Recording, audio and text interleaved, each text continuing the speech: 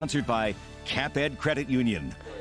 Creating lifelong learning is a goal teachers hope to achieve. And in Nampa, one co-teacher is working to make sure her students become lifelong lovers of literature and language. CBS 2's Sarah Jacobson takes us to Snake River Elementary in this week's Leaders in Learning. I'm just in love with languages and the way people make words and make sense of their world through different types of words. Mrs. Susan Rocheto Madrigal is a writing co-teacher and EL specialist at Snake River Elementary School. She tells me her love of language began early. When I was 16, I went to Brazil for a year.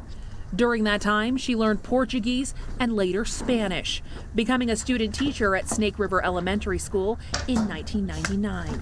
She then moved to full-time, teaching bilingual classes. Now part-time, her focus is language and writing. I get to be in 5 different classrooms. I try to be in there at least an hour each. It's exciting because I get to go in with the teachers for an hour and I get to encourage them language strategies that encourage language and reading and thinking and speaking out loud for kids who are learning a second language. And then I do work with a couple of kids that are just developing their English. Along with work in the classroom, Rocheto Madrigal is also taking on her school's library, bringing not only literary representations of her students, but books they actually want to read.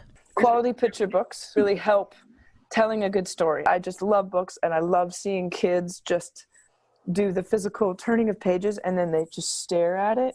It's so cute and it's magical. She wanted to make sure her students had access to books.